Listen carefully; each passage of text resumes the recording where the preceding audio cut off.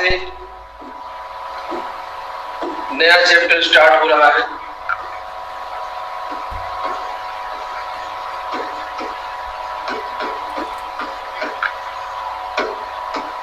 Biochemistry. Biochemistry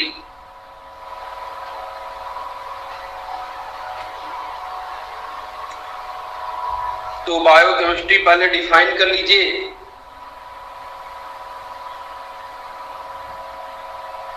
biochemistry क्या है?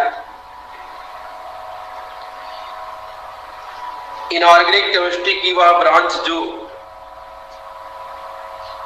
Inorganic एलिमेंटों को रिकॉग्नाइज करके, पहचान करके लाइफ प्रोसेस के साथ उसके संबंध को बताता है, जैविक क्रियाओं के साथ उसके संबंध को बताता है, उसी को कहेंगे बायोकेमिस्ट्री। बोलिए क्लियर है?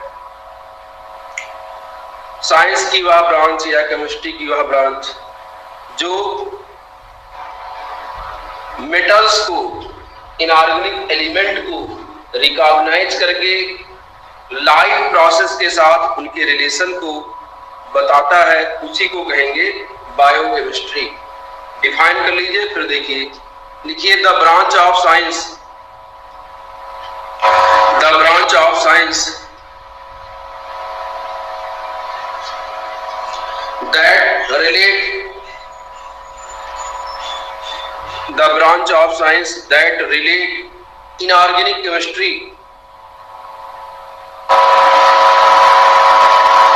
the branch of science that relate inorganic chemistry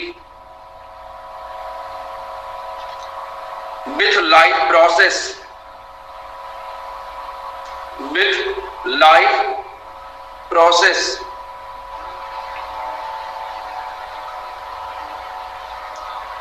by recognizing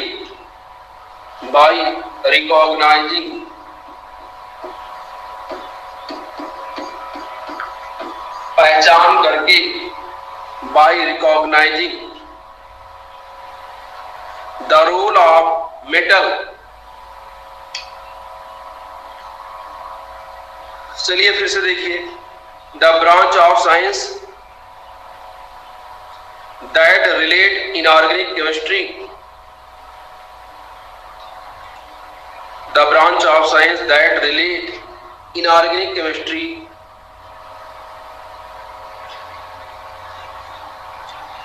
with life process, with life process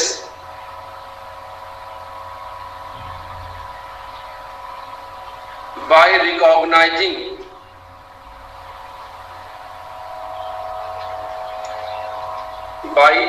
recognizing the role of metal ion, the role of metal ion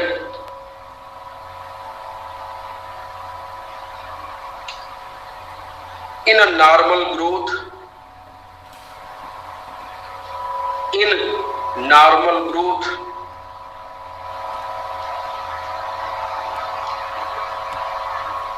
and function of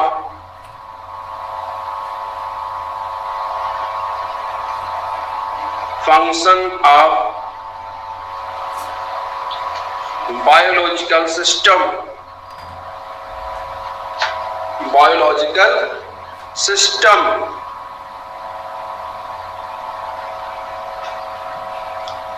is called bioinorganic chemistry, is called bioinorganic chemistry। इसको inverted comma कर लीजिए, देख लीजिए clear है क्या है?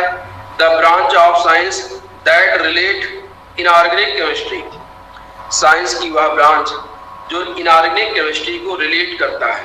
किससे relate करता है? विथ लाइफ प्रोसेस, जैविक क्रियाओं से। जैविक क्रियाओं से कैसे? By recognising the rule of metal ion, metal ion के रूल को पहचान कर। कहां पे? In normal growth and function of biological system, जैविक तंत्र के सामान्य विकास में और क्रियाओं में।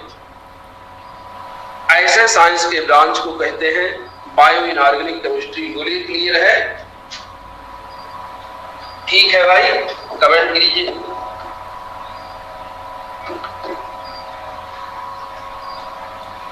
खुशी,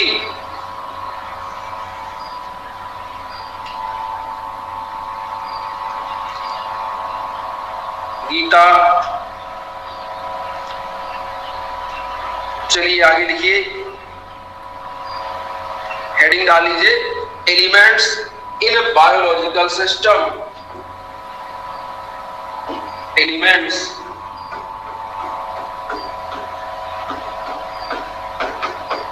इन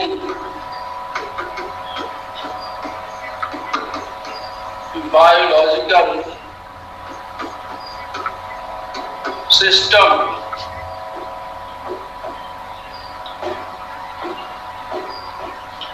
elements in biological system. Biological system के जो एलिमेंट्स हैं उनको लिखना है। इस चैप्टर को आप जो बायो के हैं वो बायो में काफी हद तक पढ़ भी चुके हैं। ये चैप्टर बायो में काफी हद तक पढ़ा जा चुका है। चलिए नोट करिए, there are about 40 element. There are about 40 element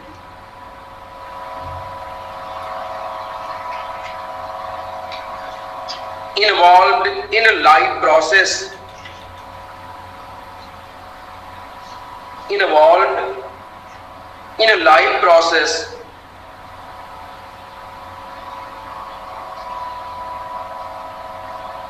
of living organism.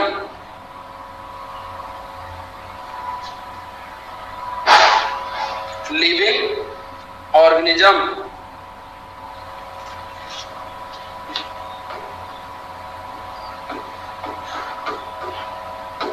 living organism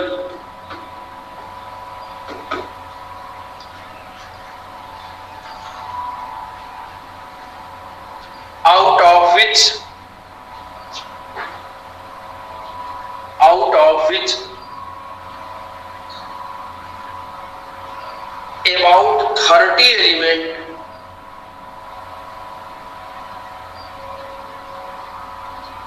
about 30 element are essential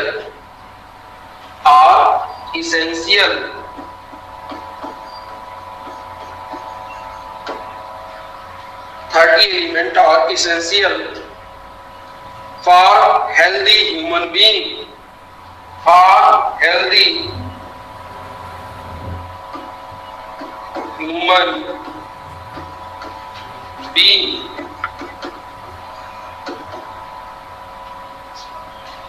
For healthy human being. beings रहेंगे।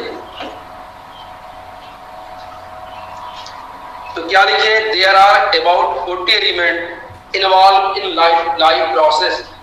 लगभग 40 एलिमेंट हैं जो जैविक क्रियाओं से संबंधित हैं, जिसमें से 30 एलिमेंट एसेंशियल एलिमेंट है। ठीक है, इतना sentence.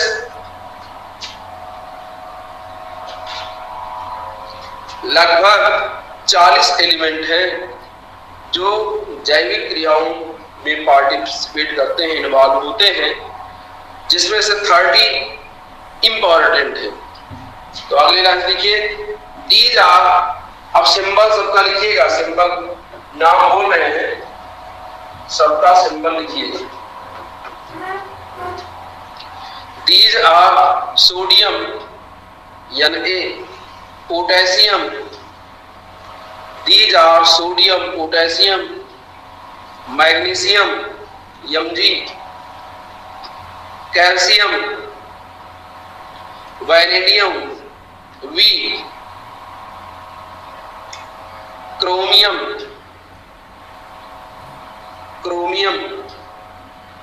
Molybdenum Mo, molybdenum, iron cobalt, copper, zinc, यसियन यानी टिन, ब्रैकेट में कर लीजिए मेटल, यानी इतने तो इसमें मेटल है।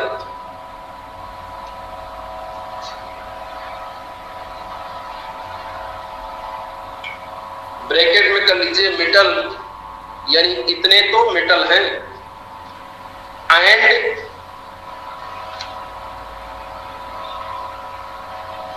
एंड सिंबल ही लिखेंगे आगे, hydrogen, carbon, silicon, hydrogen, carbon, silicon,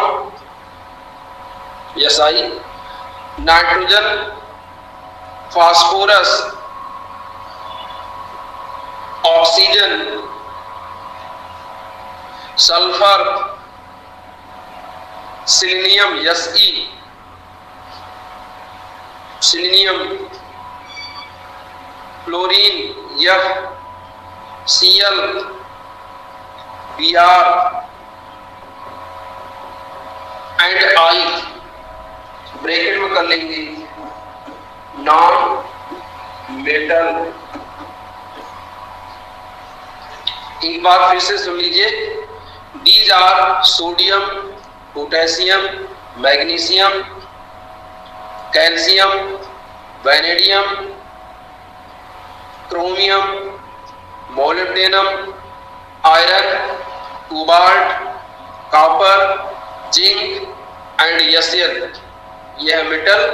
and hydrogen, carbon, silicon, nitrogen, phosphorus, oxygen, sulphur, selenium, chlorine, bromine, iodine, non metal. हो गया भैया?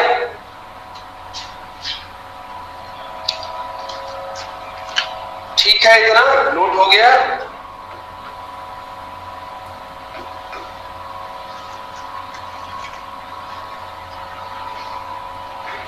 चलिए आगे लिखिए, द एलिमेंट, कार्बन सबका सिंबल ही लिखेंगे, the element hydrogen, carbon, nitrogen and oxygen, the element hydrogen, carbon, nitrogen and oxygen, hydrogen, carbon, nitrogen and oxygen are taken in the form of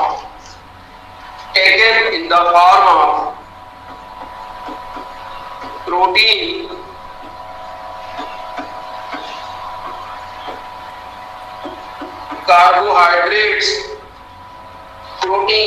carbohydrates and lipids। ये जो चार element हैं, ये protein के रूप में, carbohydrate के रूप में और लिपिड के रूप में पाए जाते हैं।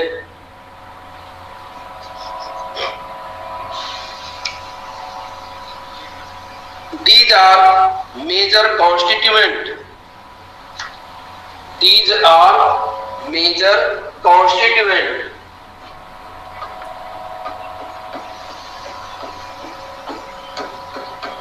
मुख्य अवयव, these are major constituent of our food, these are major constituent of our food। तो आप जानते ही हैं हमारे भोजन का मुख्य अवयव क्या है? प्रोटीन है, कार्बोहाइड्रेट है और लिपिड है। Full stop. बिसाइड्स दीज, इसके अतिरिक्त, यानी ये चार हैं, ये प्रोटीन में, कार्बोहाइड्रेट में और लिपिड में पाए जाते हैं और यही हमारे भोजन के मुख्य पदार्थ हैं। इसके अतिरिक्त besides these some element are needed,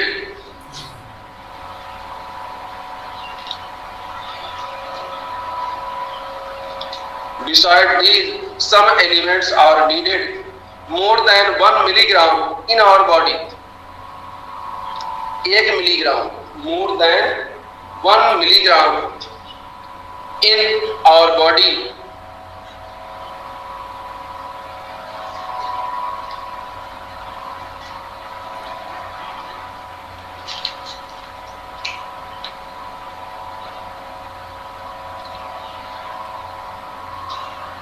हो गया। इतना हो गया।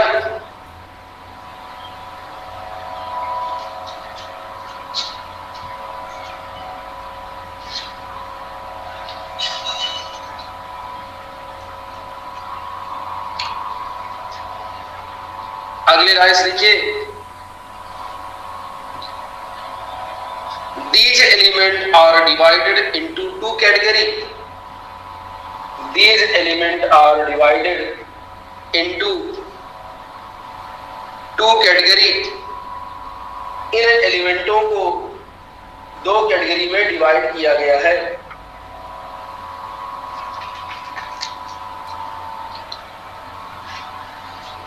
हिंदी में समझा दें, आदिति सुनिए, सब हिंदी है तो लगभग है। देखिए क्या है, दीज आर सोडियम पोटेशियम, पूरा देख लीजिए। There are about 40 element involve in our life process, हमारे जैविक तंत्र में लगभग 40 एलिमेंट हैं।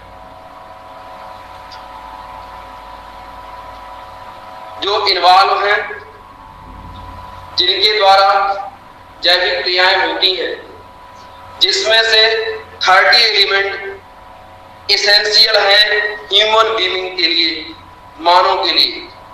ये एलिमेंट क्या है? दीज एलिमेंट आर, ये एलिमेंट है sodium, potassium, magnesium, calcium, vanadium, chromium, molybdenum, ये सब पूरा एलिमेंट है। उसके बाद फिर आगे है these element the element hydrogen, carbon, nitrogen और ऑक्सीजन। जितना एलिमेंट ऊपर लिखा गया है, इसमें कार्बन, हाइड्रोजन, नाइट्रोजन और ऑक्सीजन किसमें पाया जाता? मुख्य रूप से प्रोटीन में, कार्बोहाइड्रेट में और फैट में। सबका फार्मूला आपको पता है, प्रोटीन किससे बना होता है? अमीनो एसिड से। अमीनो एसिड का फार्मूला क्या है? RCH COOH NH2।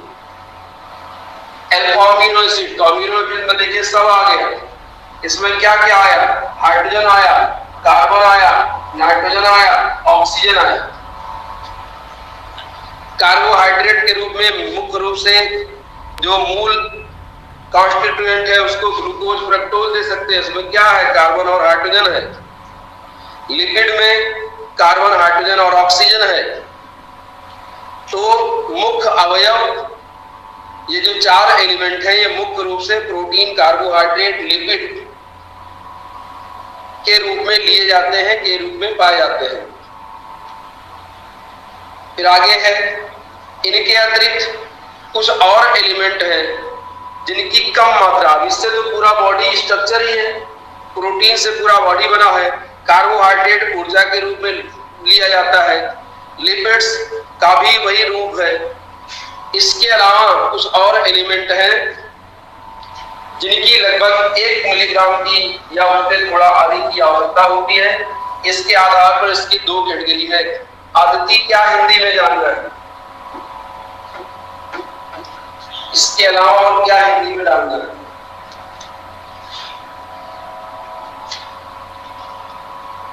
क्या लिखे हैं आगे? These are divided into 2 category, इनको 2 कैटेगरी में डिवाइड किया गया है। तो हेडिंग डाल लीजिए, micro nutrient, capital A, micro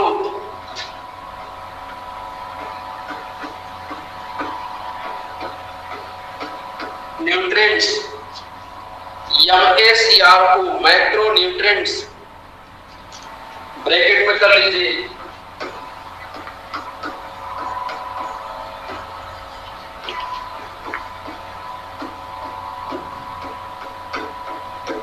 principal elements,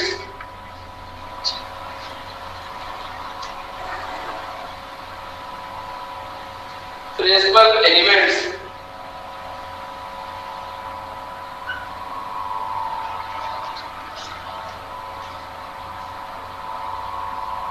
principal element, अब 4 तो मेजर हो गए जिनसे पूरा बॉडी स्ट्रक्चर है, कार्बोहाइड्रेट, प्रोटीन, लिपिड जिसमें यूज है कार्बन, हाइड्रोजन, नाइट्रोजन, ऑक्सीजन का।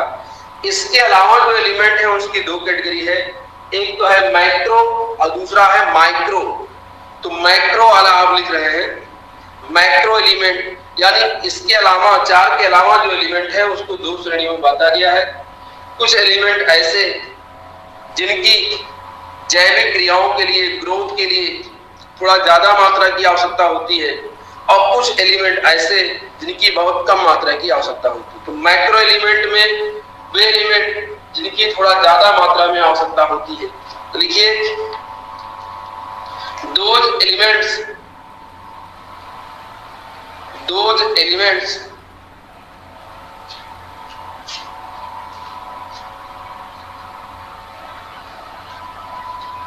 those elements whose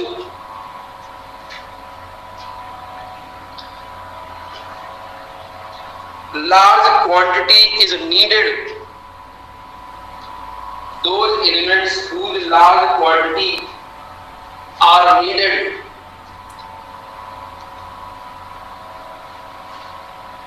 for growth, development,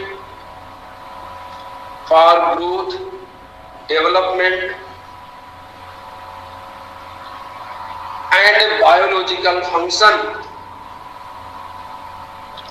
growth, development and biological function of living being,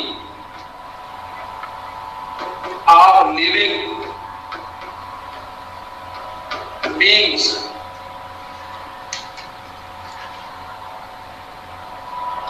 comma called macro element,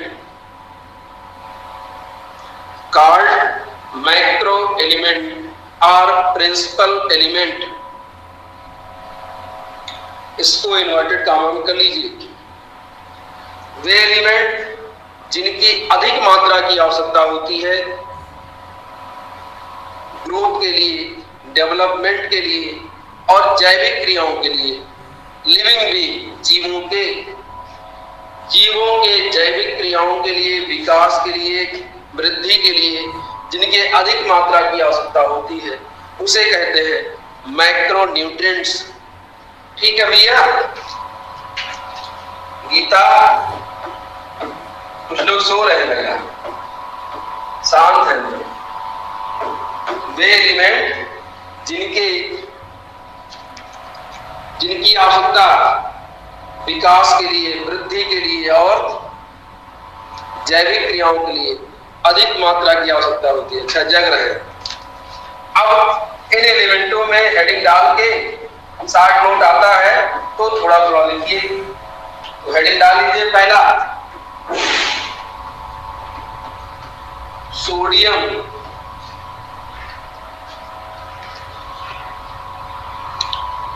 heading डाल लीजिए सोडियम।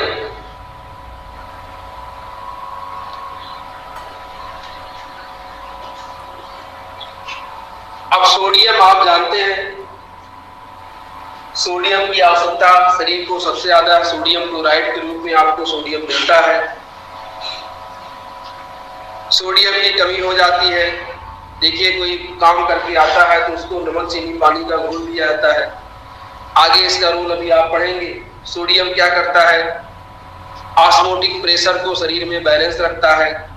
सोडियम क्या करता है? Sodium potassium pump का निर्माण करता है शरीर के अंदर। सोडियम क्या करता है? ब्लड प्रेशर को कंट्रोल रखता है। ये सारी चीजें आगे आप देखिए। Sodium is the major component, sodium is the major component present in extracellular fluid. Sodium is the major component present in extracellular fluid. Present in extra cellular fluid. Full stop. अब ये सब बायो के लोग ज्यादा जानते हैं। Bio में सब बताया गया है कि जो सेल्स हैं, सेल्स के अंदर कुछ पदार्थ भरे होते हैं और सेल्स के बाहर कुछ पदार्थ भरे होते हैं। जो अंदर वाले हैं उसे कहा जाता है इंट्रासेलुलर, और जो बाहर वाले हैं ये वाले उसको कहा जाता है एक्स्ट्रा सेलुलर। बोलिए सही है?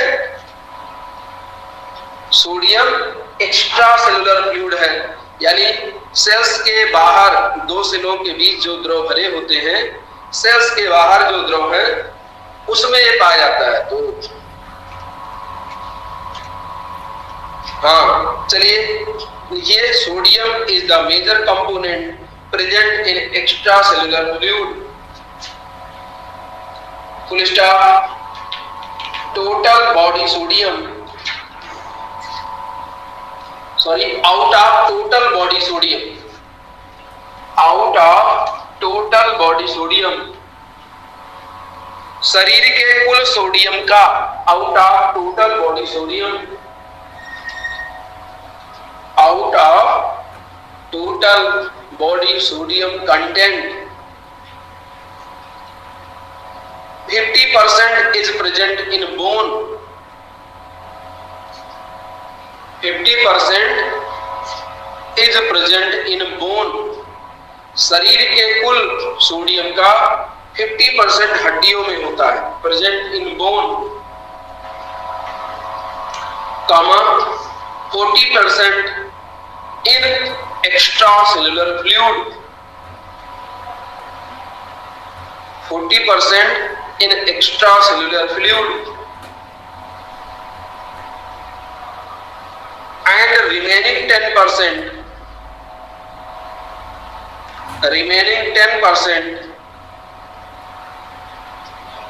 in a soft tissue,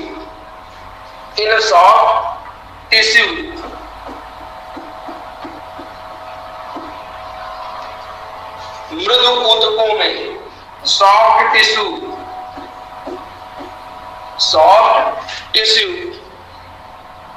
of the body. इतना सही है। शरीर के कुल सोडियम का 50% हड्डियों में, 40% एक्स्ट्रा सेलुलर फ्लूइड में, यानी सेल्स के बाहर जो द्रव पाए जाते हैं उसमें, और 10% सॉफ्ट टिश्यू में पाए जाते हैं। अगले लाइन से नोट करिए, एडल्ट नीड, वयस्क व्यक्ति को आवश्यकता होती है, एडल्ट नीड 5 to 50 ग्राम, 5 से 15 ग्राम,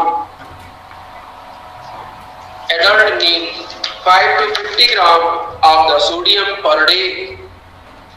प्रत्येक दिन इतने से इतने ग्राम सोडियम की आवश्यकता होती है। Adult need 5 to 50 gram sodium per day, full stop. फिर अगले लाइन से लिखिए, sodium is present in leafy vegetable, पत्तेदार सब्जी में पाया जाता है।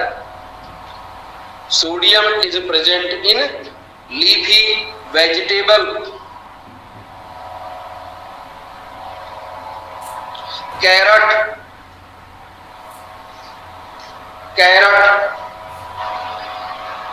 Egg,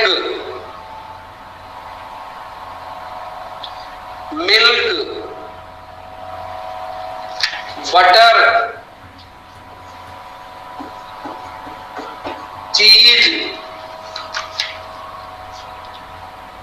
fruits,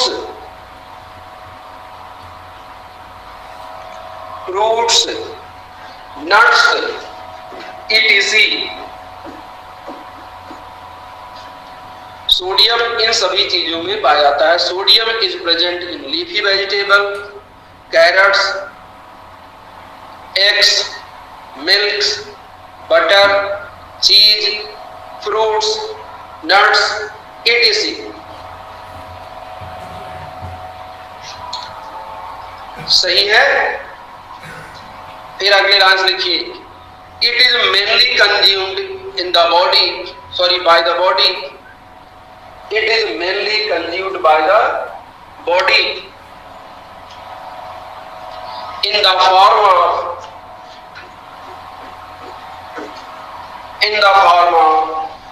sodium chloride and sodium bicarbonate.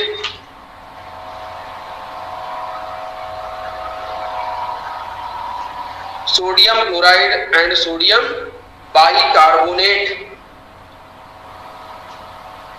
क्या लिखी आदिति? सर आप बायो भी अच्छा पढ़ाते हैं। हम बायो नहीं पढ़ाते बेटा, ठीक है। तो ये मुख्य रूप से शरीर के द्वारा किसके रूप में लिया जाता है? सोडियम क्लोराइड के लिए रूप में लिया जाता है और सोडियम बाइकार्बोनेट के रूप में लिया जाता है। क्लियर है इतना? तो हमने लाइन अलग अलग करा दिया था, उस सब का अलग अलग मतलब है, चाहे 2 पॉइंट लगा के लिख सकते थे आप। क्या था? एडल्ट को इतने से इतने ग्राम सोडियम की आवश्यकता प्रतिदिन होता है। फिर आपने लाइन अलग किया इन चीजों में पाया जाता है। फिर आपने लाइन अलग किया कि ये किस रूप में लिया जाता है। तो इतना क्लियर हो गया। अब इसी में आप यानी सोडियम के लिए ही हेडिंग डालिए, बायोलॉजिकल सिग्निफिकेंस। बायोलॉजिकल सिग्निफिकेंस, जैविक महत्व। बायोलॉजिकल सिग्निफिकेंस, जैविक महत्व। क्या इसको फिर से बोलते हैं? It is mainly consumed. Mainly consumed, Aditya सुनिए, it is mainly consumed by the body in the form of NaCl and sodium bicarbonate। Consume माने क्या होता है? खपत होना। शरीर इसका यूज किस रूप में करता है? सोडियम बाइकार्बोनेट के रूप में और सोडियम क्लोराइड के रूप में। चलिए, तो अब जैविक महत्व, biological significance, point wise biological significance note करेंगे, पॉइंट वाइज नोट करेंगे। तो सोडियम क्या करता है? शरीर के अंदर एसिड बेस बैलेंस बनाए रखता है। शरीर के अंदर एसिड बेस बैलेंस को बनाए रखता है। भाई सोडियम क्लोराइड के रूप में हम सोडियम लेंगे तो ये क्या करेगा? जो एक्स्ट्रा एसिड है Cl- है उसके साथ साल्ट बना देगा, या वाटर से ये रिएक्ट करेगा तो क्या बनाएगा? ये बनाएगा NaOH, और ये क्या बनाएगा? ये बनाएगा HCl। ये हो गया बेस, ये हो गया एसिड। तो क्या कर रहा है? सोडियम एसिड बेस बैलेंस को मेंटेन कर रहा है। आप सोडियम क्लोराइड के रूप में इसको लेते हैं, सोडियम बाइकार्बोनेट के रूप में लेते हैं, तो वहां जाके क्या करेगा? वाटर शरीर के अंदर है ही है, वहां ये सोडियम हाइड्रोक्साइड बना देगा, HCl बना देगा, और दोनों में बैलेंस बना रहेगा। सही है? पहला पॉइंट नोट करिए, sodium maintain acid base balance. Sodium maintain acid base balance in the body, in association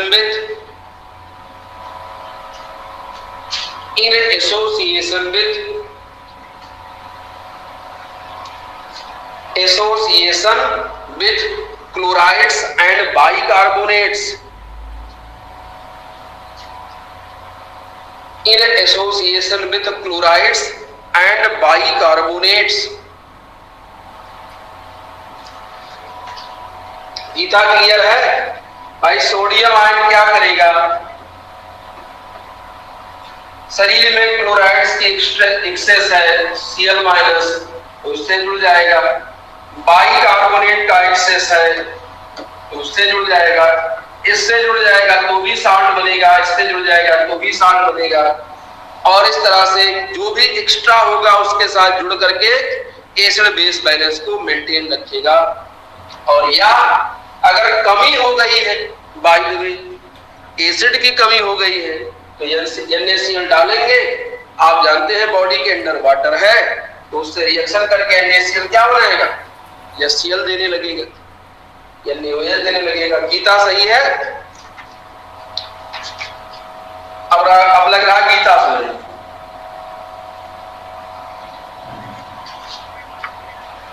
अब अगला पॉइंट, दूसरा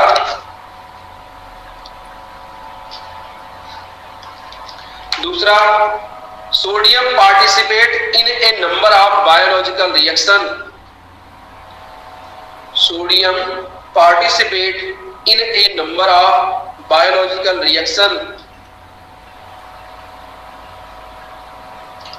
with magnesium. Sodium participate in a number of biological reaction with magnesium, calcium,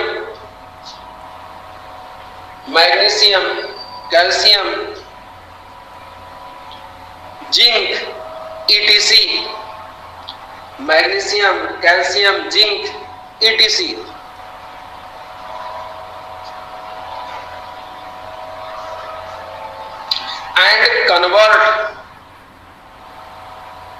and convert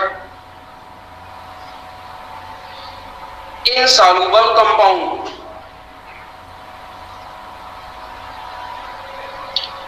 फिर से सुन लीजिए, sodium participate in A number of biological reaction. Sodium participate in A number of biological reaction with magnesium, calcium,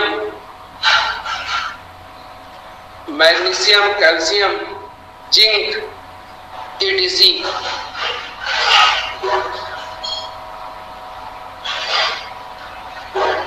and convert insoluble compound अघुलनशील insoluble compound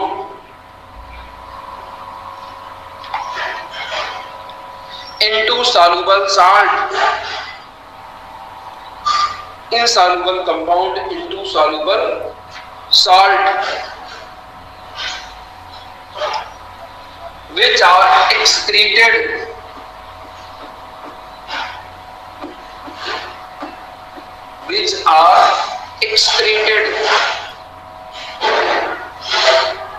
from the body,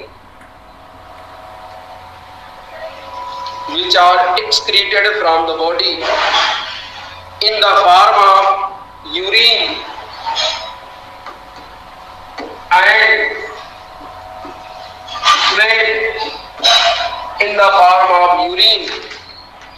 and sweat,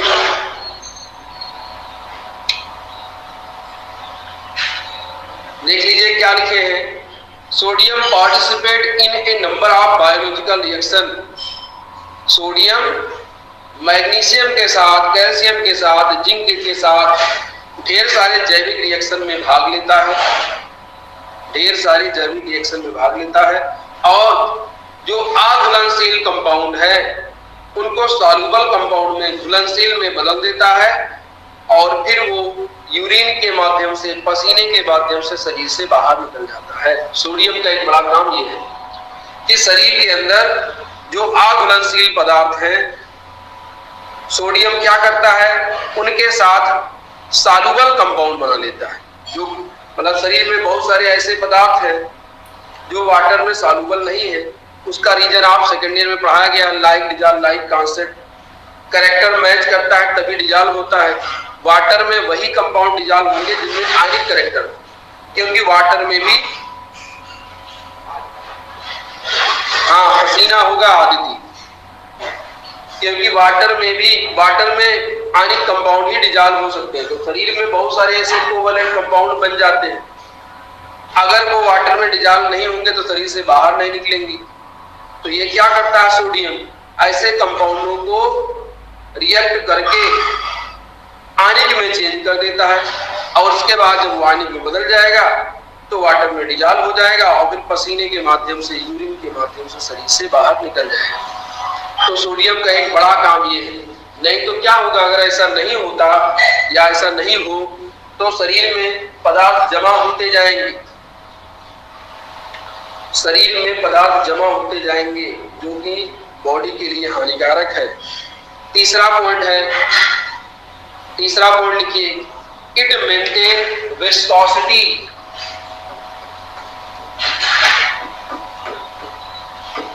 it maintain viscosity of the blood. It maintain viscosity of the blood. ये blood के viscosity को maintain रखता है। It maintain viscosity of the blood. Blood की श्यानता को maintain रखता है।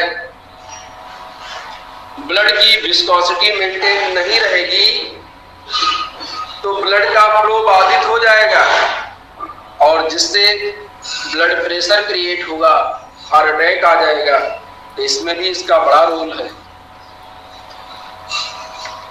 आपने देखा होगा जिनका लो ब्लड प्रेशर होता है उनको कहा जाता है कि नमक की मात्रा बढ़ा दीजिए। जिनका हाई ब्लड प्रेशर होता है उनको कहा जाता है नमक की मात्रा घटा दीजिए। या कोई पसीने में काम करके आता है, दौड़ के आता है, तो उस समय उसके शरीर से पसीना निकलना मतलब सोडियम आयन निकल जाता है। सोडियम आयन निकलने के कारण उसके शरीर का ब्लड प्रेशर चेंज हो जाता है, जिससे उसको मूर्छा आने लगती है। पसीना मूर्छा आने लगती है तो क्या करते हैं, कहते हैं इसको नमक पानी चीनी का घोल दीजिए। नमक शरीर में पहुंचाया जाता है ताकि ब्लड प्रेशर जो है मेंटेन हो जाए, ब्लड प्रेशर मेंटेन हो जाए और फिर वो अपने नॉर्मल कंडीशन में आ जाए। तो इस तरह से ये ब्लड की विस्कोसिटी को मेंटेन रखता है। बोले क्लियर है? ब्लड की विस्कोसिटी अगर नॉर्मल से अलग रहेगी तो दोनों हानिकारक है। अगर ज्यादा है तो ब्लड पतला हो जाएगा, कम है ब्लड मोटा हो जाएगा, यानी उसका फ्लो धीमा हो जाएगा। अगला पॉइंट नोट करिए, it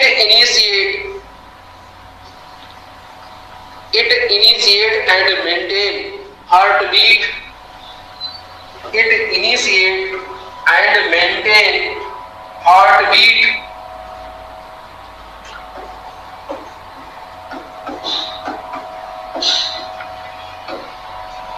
It initiate and maintain heartbeat। ये हार्ट बीट को, दिल की धड़कन को मेंटेन किए रहता है। ज्यादा नमक हानिकारक है, नमक बैलेंस खाना चाहिए। बहुत ज्यादा नमक खा लेंगे तो भी हानिकारक है, हार्ट बीट चेंज हो जाएगा। हो गया है ना?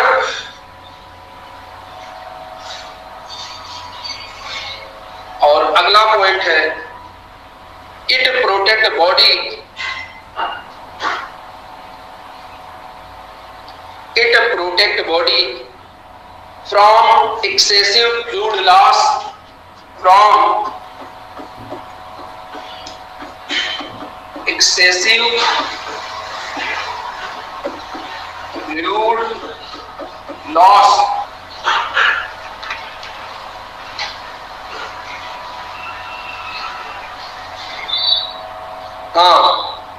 It protect body from excessive fluid loss by maintaining osmotic pressure. By maintaining osmotic pressure of the body fluid. Of the body fluid.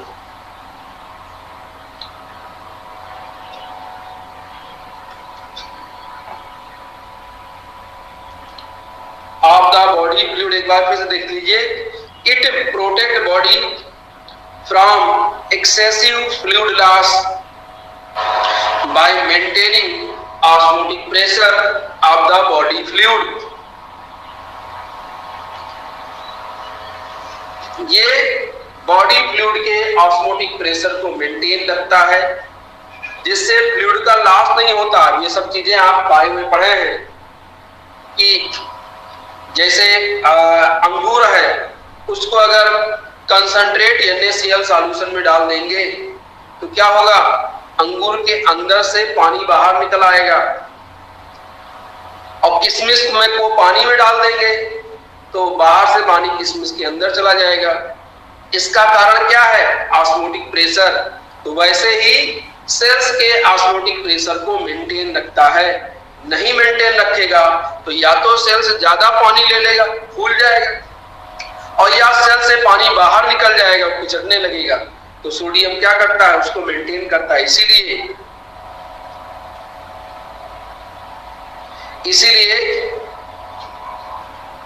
अगर नमक की कमी शरीर के अंदर हो जाती है तो उसको बाहर से सोडियम क्लोराइड मिला करके शरबत में दिया जाता है, ताकि उसकी मेंटेन वो कमी पूरी हो जाए और उसके अंदर का जो ऑस्मोटिक प्रेशर, सेल्स का, एक्स्ट्रा सेलुलर फ्लूइड का और इंट्रा सेलुलर दोनों का ऑस्मोटिक प्रेशर मेंटेन हो जाए। ये हो गया। एक दो चीजें और हैं जो आ सकती हैं। 60 नोट आता है इस पे। 60 विस्कोसिटी निकालने का फार्मूला सब जहां वही है, अलग अलग नहीं होता। ब्लड भी लिक्विड है और लिक्विड पे ही लागू होगा, सारा नियम वही लागू होगा। स्टोक्स लॉ जितना भी है सब कुछ वही है, अलग नहीं है आदति। चलिए आगे लिखिए। HCl प्रिवेंट, अगला पॉइंट है। HCl present in digestive food, HCl present in digestive juice या फ्लूइड, जो भी लिखे। HCl present in digestive juice, पाचक रस, इज डिराइव्ड फ्रॉम NaCl। शरीर के अंदर जो पाचक रस है HCl, वो NaCl से बनता है। तो HCl present in digestive juice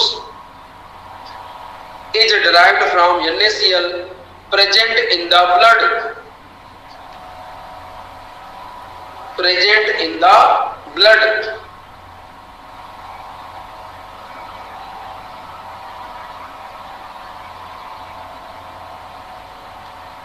While sodium and potassium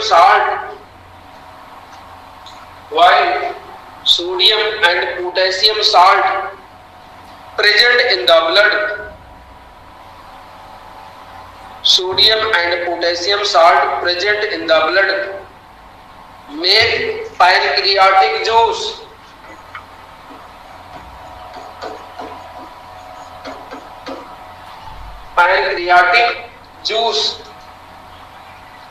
and bile juice,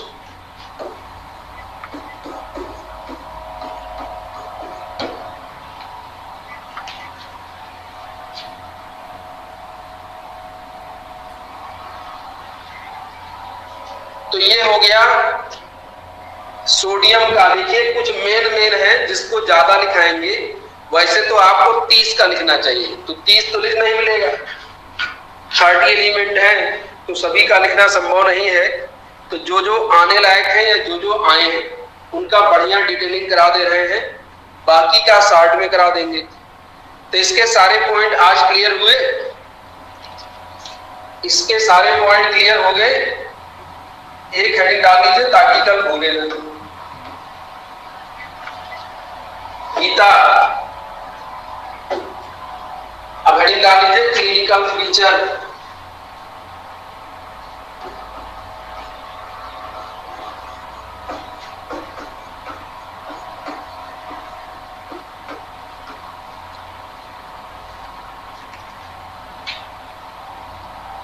clinical feature, तो ये हो गया, इसको देख लीजिएगा, इस पे 60 नोट सब पे आता है। ये पूरा बायो का ही चैप्टर है जो पढ़ाना पड़ रहा है।